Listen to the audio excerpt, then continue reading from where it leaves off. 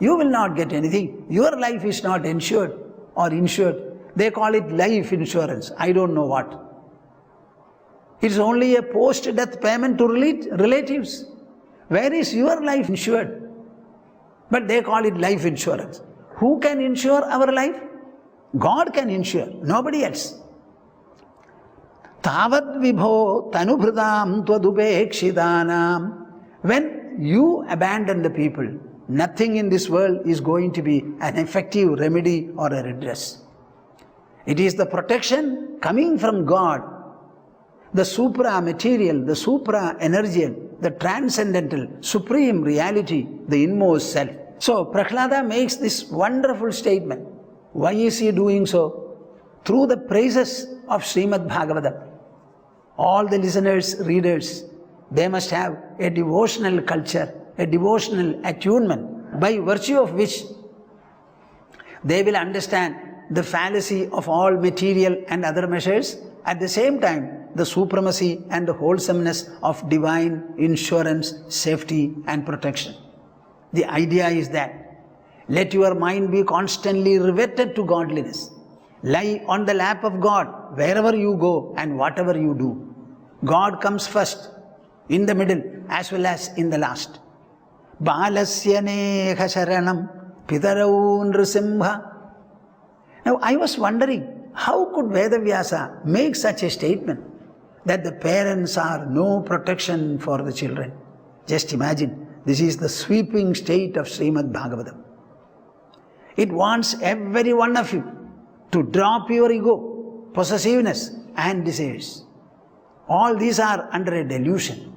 There is only one canopy for us, the Supreme Lord and Lord alone. Whatever remedial measures we are evolving them, using the material things available, created by Him, using our intelligence, research and other facilities performed by us. In all these things we are only employing God's material, God's tools, God's procedures. They are all allowed and provided for by Him. So let nobody have any kind of an ego or a misconception in the matter. I would like to tell you something very personal. In the year 2005, as usual, I had gone to Malaysia. Ma Gurupriya had accompanied me. That time, Swami Nirvesheshanandaji could not come. So we too went, as usual, for the annual programs. The programs were mostly over. In Siramban, I was giving a lecture. Altogether there were 2 or 3.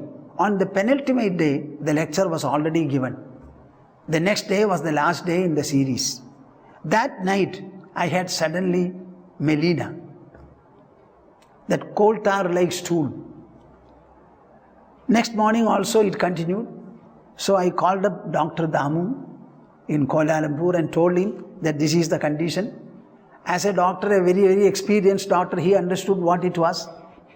Very soon I was admitted to the local hospital, but in about 2 or 3 hours, Dr. Damu came there to Siramban and took me straight away to Panthai Hospital in Petalinjaya, Kuala Lumpur. I was admitted. Various investigations were done, and meanwhile a lot of information was available from the internet. Pankaj from United States started giving us a lot of information. Everywhere we found this may call for an emergency operation. Ultimately it was an emergency operation. They took endoscopy once, twice, 3 times.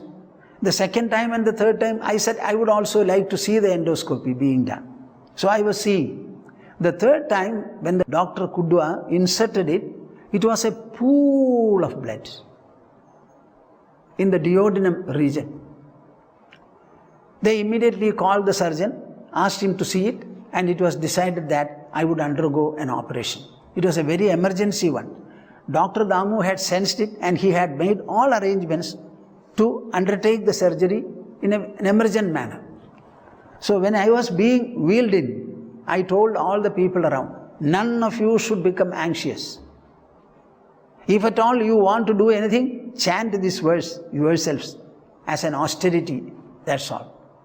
What is that verse? Balasya neha sharanam Pitarau nrisimha nartasya chagadamudanvati majjato nauhu taptasya tat pratividhi yaihanjaseshtaha tavad vibho tanubhridam tvadupekshitanam. If Srimad Bhagavata says that parents are not the source of protection and refuge for the children, for a Swami like me, for a Guru or a Shishya like all of us, who is the source of protection? You know what I told Dr. Damu when he explained to me? I said, I have no care or concern about the whole thing. I have been wheeled in here and I am under your care. I will be given anesthesia, So my body, my whole life will be under your care. I have nothing to do there. It is for you to handle it in the best possible manner. And I will be in a short while unconscious. And only when I get consciousness, I will be able to think and speak about it. So I have absolutely no worry or anxiety. This is what I told our Namrata. I said, simply walk to the operation theatre. Don't get into the wheelchair. Walk yourself. And remain absolutely unconcerned. It is for the doctors, their care and their concern. They have to look after their patient. They have to make sure the patient is alive. Everything is done sensitively with attention. Whatever you have to say, tell the doctors, that's all, nothing else. Don't worry on this account. And I think she listened to what I said. So I think it is something very interesting. For me, it's almost like a nectarine statement from Srimad Bhagavatam. Balasya neha sharanam pitarau nrisimha. You know how many times I have recaptured this line from Srimad Bhagavatam? And my imagination is, how could Vedavyasa commit these lines to paper or to his grantha? It is a sweeping statement, invalidating everything that people are thinking. So, my dear souls, my dear viewers, understand, you may have a house, you have no power to protect it. You may have children, you are not the ultimate guardians of your children. You may have so many other assets, the welfare of everything, the welfare of the entire world depends upon the Creator, the Preserver and the Destroyer. Live a carefree life, a full life, a wholesome life. Do whatever you want with the utmost care, attention, concern. Apply the whole of your mind into whatever you want to do. Let no worry beset you at any point of time. Chant this verse. Remember this line. Capture the imagination that is contained in it. Learn this value. Adhere to it. Adore it. Practice it. Be nursed. Be tried. Be protected by it. Balasya neha sharanam pitarau nrisimha nartasya chagadamudanvati majjato nauhu taptasya tat pratividhi yaihanjaseshtaha tavad vibho tanubhritam tvadupekshitanam. So your prayer, your demand, what should be your demand? My dear Lord, you have no right to abandon me. The world is your creation. I am part of it. So I demand from you that you cannot be unconcerned about me. My whole welfare rests on you. I have nothing to do. I will only use the energy which you give me. I will take the breath that is available to me. As long as the lungs are functioning, I will breathe. As long as the heart is functioning, all are designed, biologically designed by you. I am only employing them if at all. So I have no worry at all, no anxiety at all. Drop your ego, drop your desires, drop your possessiveness. Live comfortably waving your hands and feet. Do whatever you like to the best of your ability, to the best of your intention. Have no laziness, have no indifference. Be attention incarnate. You must be knowing very clearly now that Srimad Bhagavata is constantly trying to inculcate in the listeners, in the readers, triple benefits. What are they? Unadulterated, unswerving devotion to the Supreme Lord. Then ample spiritual wisdom and enlightenment. Equally so, a sufficiently deep measure of dispassion, vairagya. Now, in the one you will find the first verse tells you about what is true devotion and what is the place of worship. In the whole worship, what literally counts. So it is an enlightenment for devotees and about the path of devotion. The second one is to tell you how far can material measures to ensure our life in one way or the other be relied upon. Finally, the sole reliance will be only on God. This is enlightening you about what is spiritual wisdom and what is true nature of God. Now, in the third sloka which I have selected here, it is giving you a lot of dispassion. Jihvai chyuta vigarshadhima vitrupta shishnonyadastvagudaram shravanam kutaschid granonyadaschapaladrak kvaja karma shaktihi bhuvyaha sapatnyaiva dehapadim lunandi.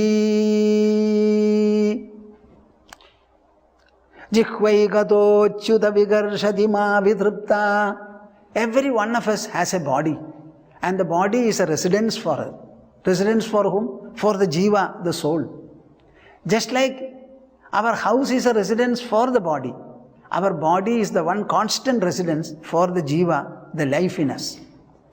Now, while living in that body, just like a householder lives in a household, while living in the body, we are constantly under the attack, assault and assailment of 5 people.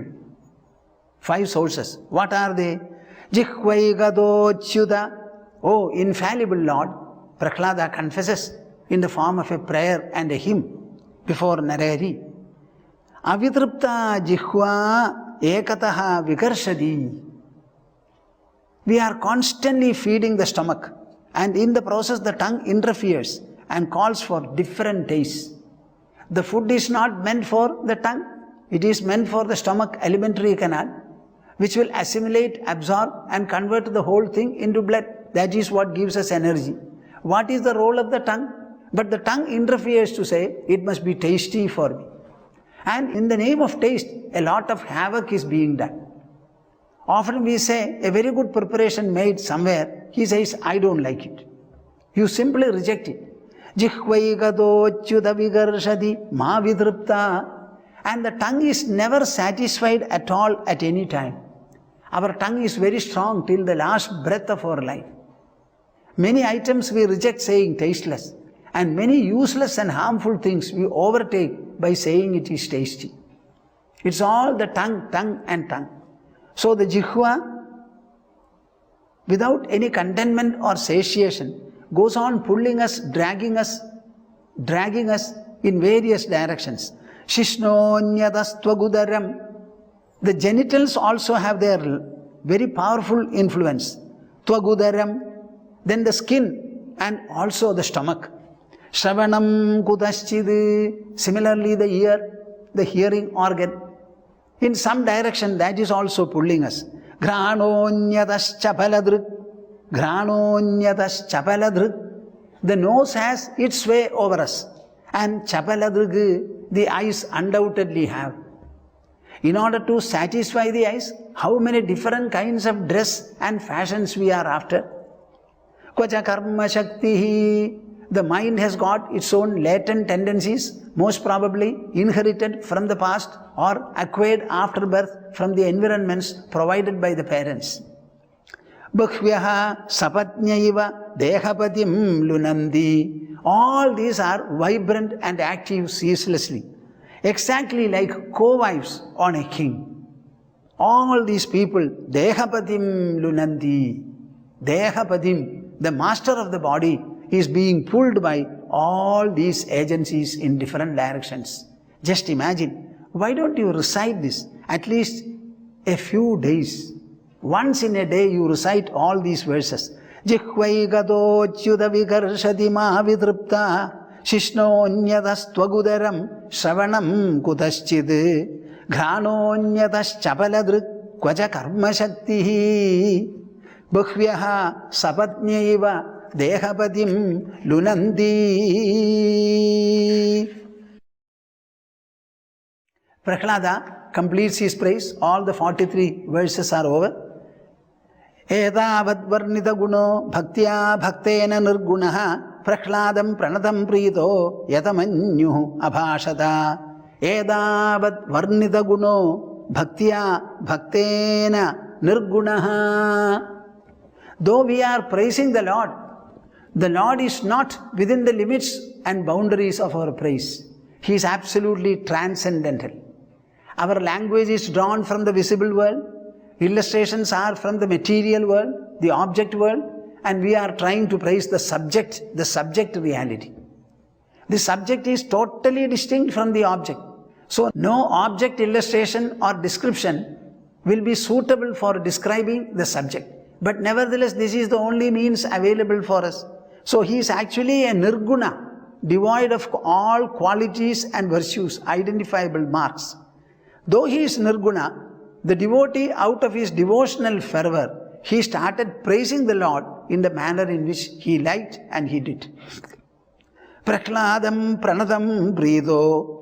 He prostrated before the Lord in all humility and submission, and the Lord was extremely pleased. Yatamanyuhu abhashata. The anger, the hatred, the intolerance, the heaving, all these he had quoted in order to counter his father Hiranyakashipu. All that simply disappeared. He had become cool, comfortable, placid, and very nice in his temper. Very approachable now. Yatamanyuhu abhashata. He was very pleased and he told the child, Sri Bhagavan Uvacha, Prahlada Bhadra Bhadram te Pritoham te Asurottama Varam Vrinishwabhimatam Kamapurosmyaham Nrinam. Kamapurosmyaham Nrinam. Prahlada Bhadra Bhadram te. The first time the little child heard a word of benediction and consolation and relief in his life. So far he was almost in a burning furnace. The father was a furnace and Chandamarkas were two other furnaces. And he was being fried every day in all these three. Now for the first time he heard a word of consolation, sweet assurance. Bhadra Bhadram te, let everything be well, auspicious for you. Pritoham te Asurottama. You are the Uttama Asura. Though you are born in an Asura family, by qualities and virtues you are not one. So you are an Uttama Asura. Varam Vrinishwabhimatam. Now I am pleased. Whenever I am pleased, I am ready to shower whatever the devotee wants. So you can ask me for anything that you want. Whatever is your liking, your wish, your choice. Whatever it may be, I am ready to bestow upon you. Kamapurosmyaham Nrinam. My role is to fulfill the desires and aspirations of people on the earth. Therefore, I am ready to bless you. Evam pralobhyamanobi Varair pralobhanaihi ekanditvat bhagavati naichad tan asurottamaha. See, this is how Bhagavata processes your mind. I always say it is like a 12 workshop factory. The raw material is being fed to the first workshop. By the time it comes out of the 12th workshop, it becomes a beautiful devotional product, a devotional mind, a God-realizing, God-filled mind. So it says, Evam pralobhyamanobi. Though allured by the Lord in this manner, I am ready to bless you with any boons that you want. I am pleased extremely. I have become cool. All my anger, hatred and intolerance have disappeared. Now I am in a mood to bless anybody. And I am going to bless you with whatever you want. Though this pralobhana was made by the Lord. Varaihi lobha pralobhanaihi. The boons which all people in this world will yearn for. When Narahari was ready to offer him, he said, Ekanditvat Bhagavati.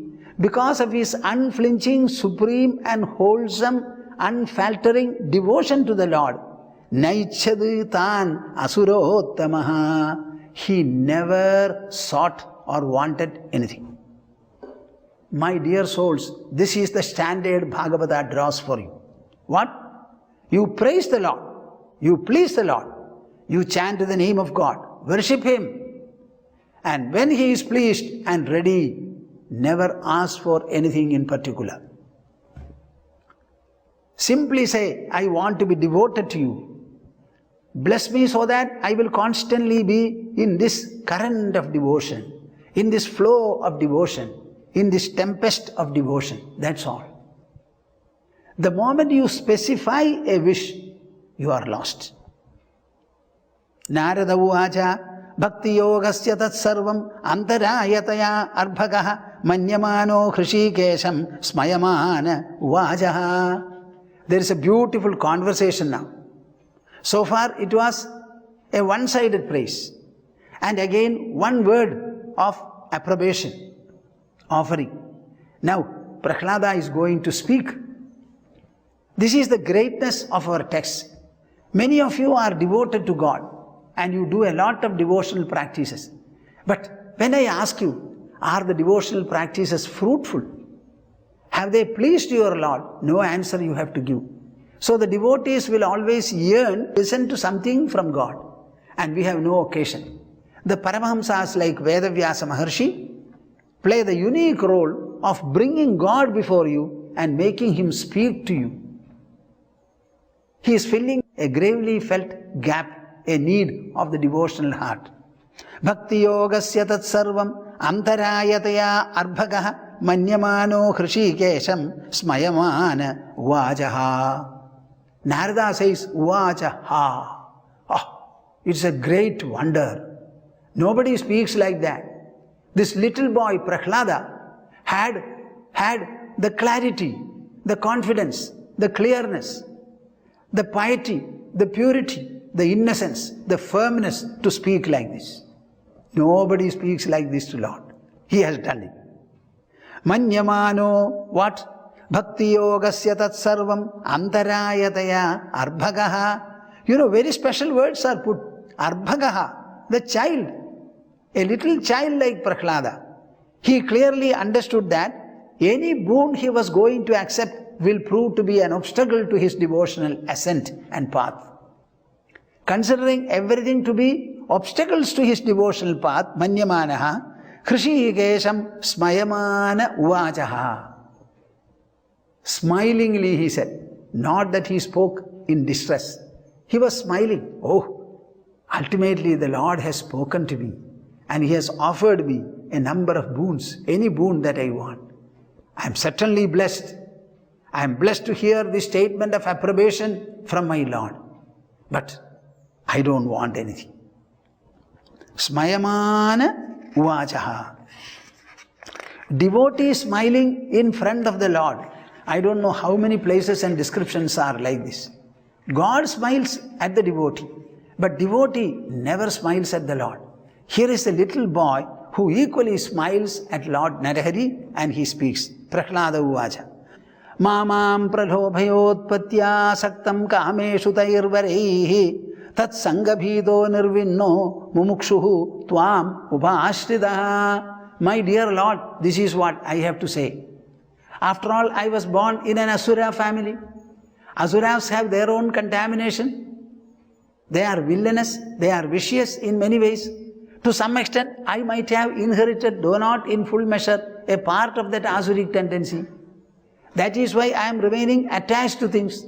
Somehow I wanted to escape from all this. Tat sangabhida. I was born of Hiranyakashipu. Of what kind he was, you know it. You had to make this special incarnation in order to contain him.